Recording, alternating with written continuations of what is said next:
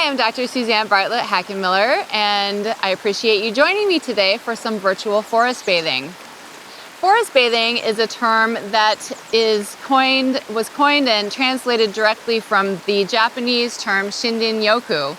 And it's a term that was coined in the early 1980s by a couple of doctors in Japan who noticed that their patients were increasingly suffering from mental health issues, depression, anxiety, and even high rates of suicide.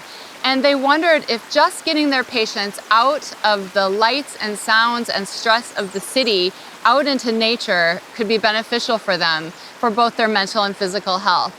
So these doctors started experimenting with their patients, and they found, in fact, that getting out into nature, just slowing down, taking nature in through the senses was beneficial to their patients. They did studies on their mental health. They did studies of their heart rate variability, their blood pressure, their pulse, their blood sugar. They even looked at stress hormones in their saliva and found that after spending time doing this practice, that their stress hormones went down. Quite a bit of research has now been published on the subject of forest bathing by these doctors and others around the world. So forest bathing, forest therapy, we tend to use the terms fairly interchangeably, is all about getting out in nature, slowing down, taking it in through the senses. We try to make the case that it's not a hike for physical fitness. It's not a nature identification walk. It really is just for the purpose of being in nature. In forest bathing, we use a standard sequence so that we do the same thing every time, with the goal of taking our participants deeper and deeper from our everyday monkey mind state into what we refer to as the liminal state. And this allows us to just kind of shed the stressors of the day. We use the term invitation, and so I will be inviting you today to try the things that I suggest, either at home as you're watching through your imagination, or perhaps try them outdoors in your own time. So after each invitation, we may pause, and I may ask you to reflect upon what you noticed during that invitation. And so I do hope you'll take a moment to pause, perhaps jot down a word or a phrase or a thought or something that you noticed during that invitation. You might choose to share it with others. You might choose to journal about it. All of these things help to solidify the experience in our memory. And we often say it's similar to having a dream, and you wake up from a dream, and if you share it with someone else or if you write it down, you're much more likely to remember it than if you just jump out of bed and go about your day. So there's something magical that happens. We believe that's where the healing effects occur, when we take time to share what we've noticed and really take this experience in.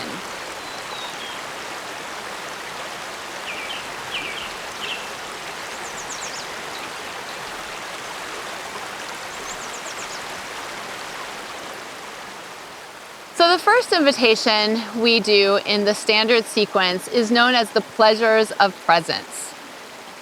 So I invite you to join me where you are and start by simply closing your eyes. Just close your eyes and start by taking some slow, deep breaths. Taking these deep breaths in through your nose and out through your mouth.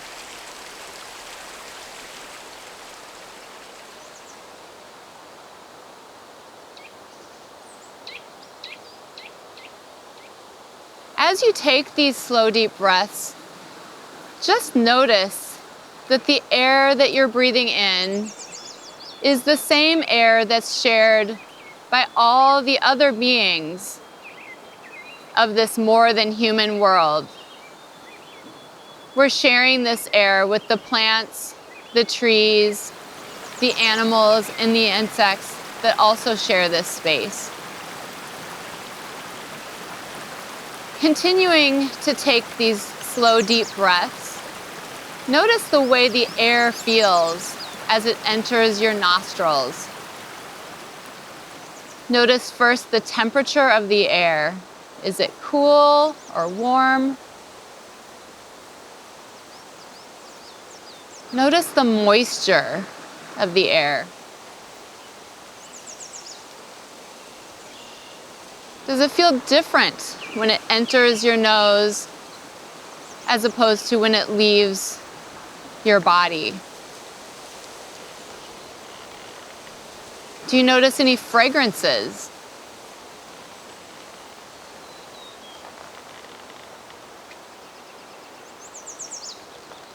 What else do you notice about the air?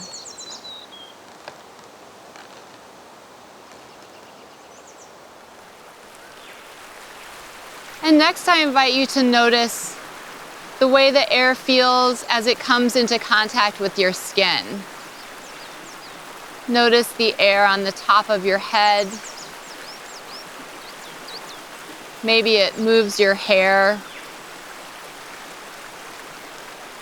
Notice the way the air feels on your arms and torso. Maybe it moves your clothing.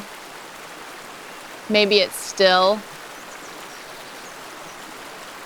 Notice the way your feet feel as they come into contact with your shoes, or if you're barefoot, the way your feet come into contact with the ground. Imagine for a moment that you have roots that are growing out of your feet, through your shoes, and into the ground below your feet. Imagine that these roots are growing down, down, down, down into the soil, twisting around the roots of the other people, the trees, perhaps the redwoods, all of the other trees and plants and flowers and shrubs. Imagine that the animals and the insects also have roots, and that all of these roots are growing down, down, down into the earth. And as they do, they weave in amongst each other. As we know, the roots of the trees and the plants communicate beneath the soil, creating a network, an intricate network below the earth. We know that all of these roots and their fungal networks are integral to their survival. And just imagine our roots also joining this basketry as it continues down all the way to the center of the earth. And when our roots get to the center of the earth, imagine that they pick up the energy and the warmth, and that this energy travels back up, up, up, through all the roots, traveling around each other, intertwining and twisting until the roots bring the energy all the way back up into the soil beneath our feet. And that energy and warmth then transfers into our feet, traveling up through the body, first through the legs, our hips, our torso. Imagine that light and energy and warmth traveling all the way up to the top of your head.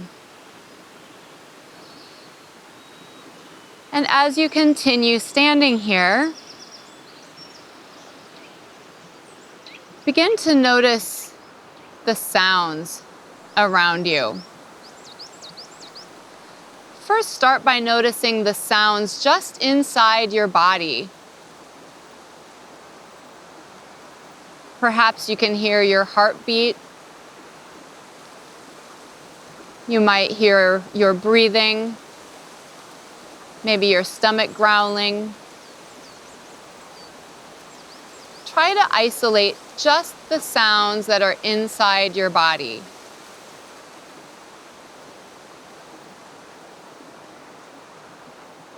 And next, start to notice the sounds that are maybe within just about 5 to 20 feet of your body. See if you can isolate the sounds within 5 to 20 feet of you.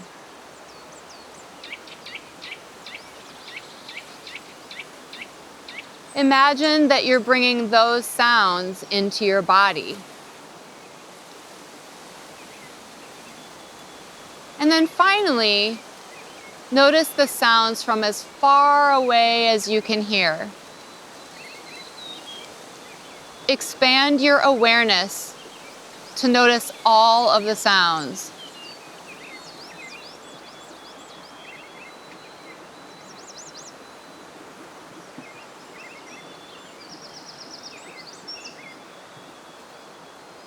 And now imagine that you're bringing all of those sounds into your body.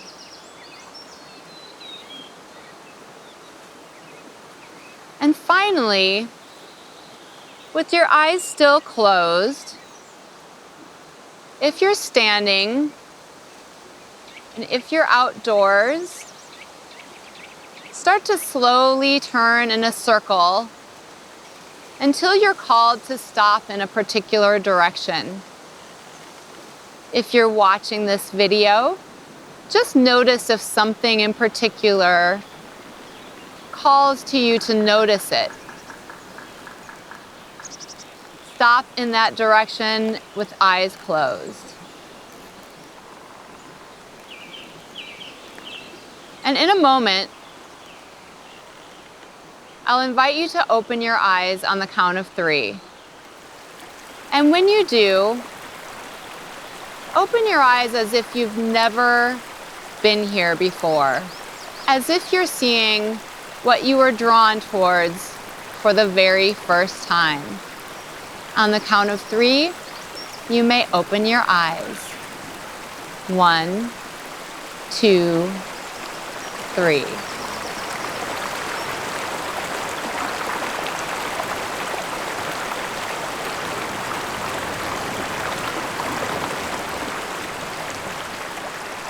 As you open your eyes, find something to gaze upon and take it in as if for the very first time.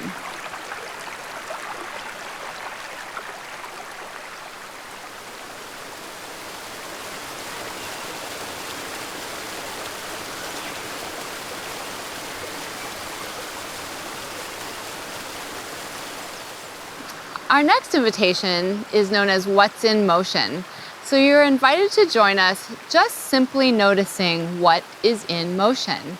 If you're joining us outdoors, you may walk, and I encourage you to walk very slowly as you take nature in. You can also do this sitting outside in nature. So as you're noticing what's in motion, just try to keep your attention focused on that. If you get distracted by a sound or something else that is distracting you, try to gently just return your attention to noticing what is in motion. You might notice water moving. You might notice the leaves as they move in the trees with the wind. You might see some insects or birds or animals. Just be open to noticing whatever you see that's in motion. Sometimes it helps to get close up and look underneath things. You might want to crouch down and see what's lower. You might look up. Just be open to noticing all around what's in motion.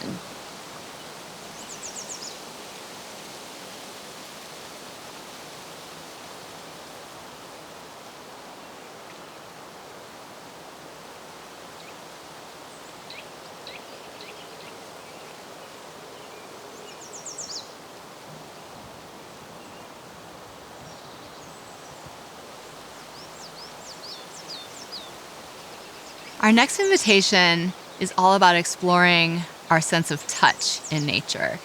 So I invite you to look around, see if something in the forest draws you toward it. It might be a tree, it might be some running water, it might even just be the ground. I invite you to make yourself comfortable, get close to your object, and see how you can tactily explore it. In this case, I have a tree, and I invite you, as you're watching, to imagine that you are standing next to a tree, or that you have your hands in the water, or maybe on the ground, somehow physically coming into contact with your natural element. And just start by noticing the way it feels. Perhaps first noticing the temperature. Is it hot, or cold, or cool, or warm? Is it the temperature you expected it to be? Then maybe noticing the texture. Is it smooth? Is it crumbly? Is it rough? What kinds of textures does it have? Is it uniform throughout, or are there areas that feel different? What about the girth? How does that feel? Imagine that you were leaning into this tree. Does it feel sturdy? Does it feel like it's moving? Is there any vibration deep within the tree? Take a moment to feel what that feels like, or imagine what it might feel like if you were leaning into a tree of this size.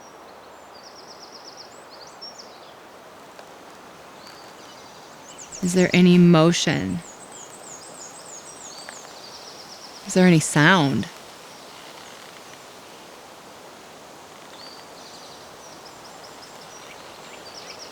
And then you might just spend some time. Spend a good 5 minutes just being with your object in nature.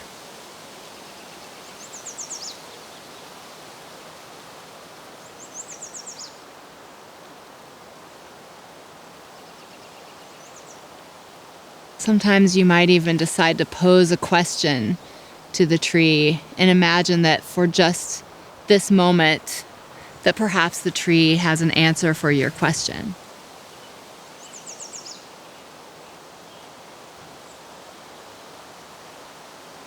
Notice how you feel. Do you feel supported? Do you feel grounded? How does it make you feel?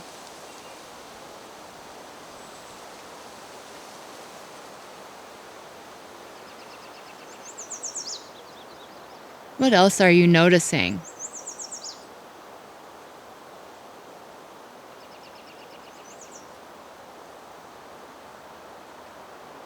You can spend as much time as you like with your tree.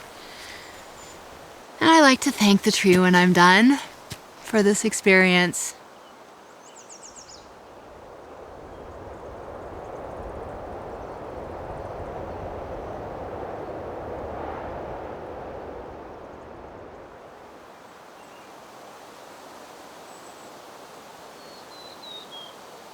The next invitation is known as gazing up a tree. And we will invite you to start at the very bottom of a tree and slowly move your gaze from the roots of the tree upward, up the trunk, all the way to the crown of the tree. See if you can take as much time and really slow down for this process. So you might take some time to focus in on the smaller aspects of the tree and then bring your gaze back out to take in the entire tree, but slowly, slowly, slowly capturing the tree from the roots to the crown.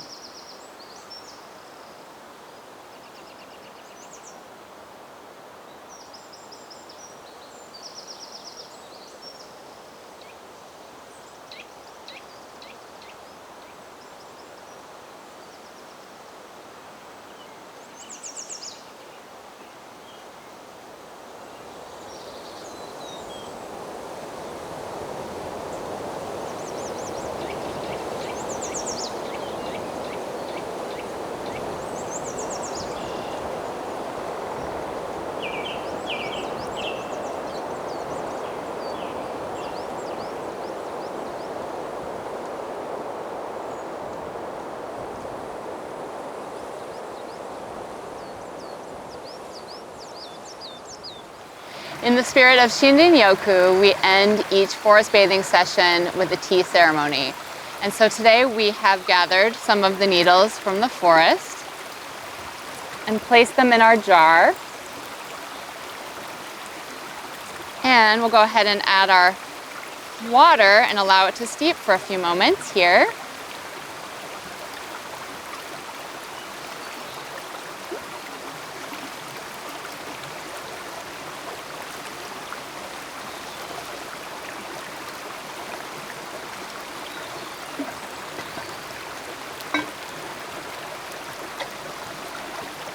You can just tell that the color is coming out. Our tea will be infused with the properties of evergreen, which include antimicrobial, antibacterial, antifungal properties. We even know that the phytoncides, which come from the essential oils of the trees, confer benefits both to the trees and helping them fight against bacteria and viruses. Those properties actually are transferred to us when we consume the tea.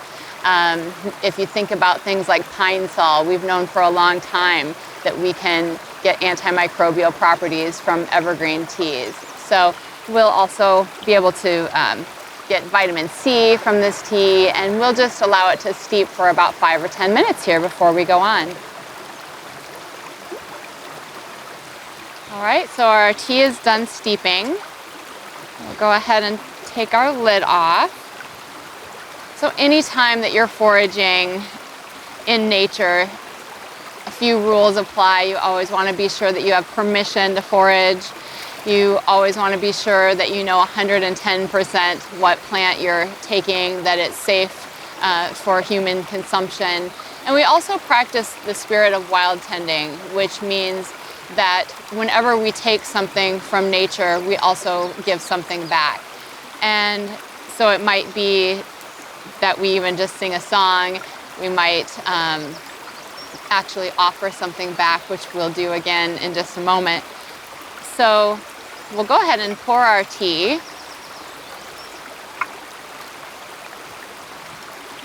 And for today, I just have 2 cups.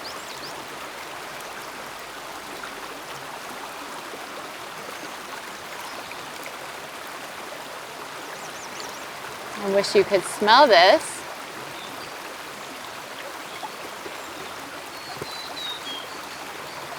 We always pour 1 more cup than the number of people we have in our group, because in the spirit of wild tending, we always give 1 cup back to the earth.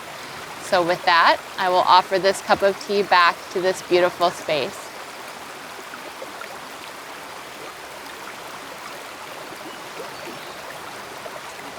And next, I invite you to imagine that you're bringing this cup of tea up to your nose first, and just taking the fragrance of the forest in through your nose into the body. And as we've been doing through this whole invitation of forest bathing today, we'll end the experience with taking nature in physically into the body through our sense of taste. So everybody here, as if we had a group of people, we would go ahead and raise the glass to our mouth and bring nature into the body in this way.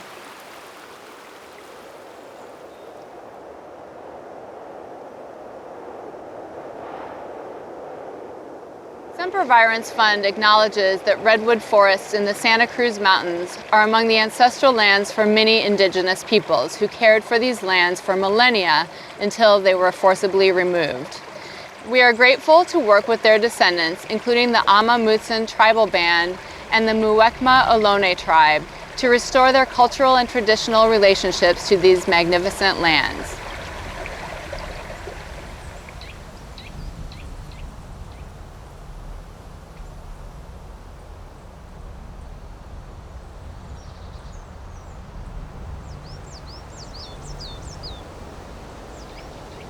You do not have to be good.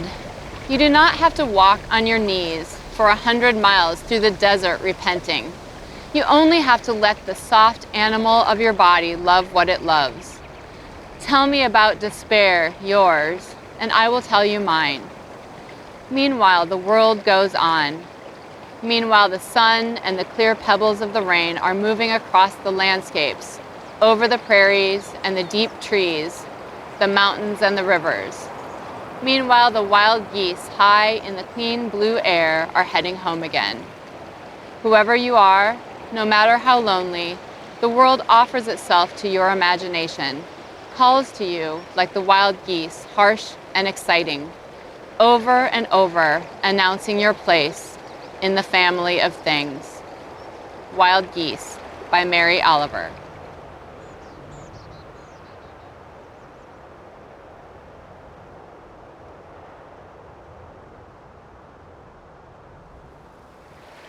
We'll conclude our tea ceremony today with one final simple invitation, and that is that if a word or a phrase arises in your mind having completed this virtual forest bathing walk, allow that word to formulate. And feel free to share it back to our group.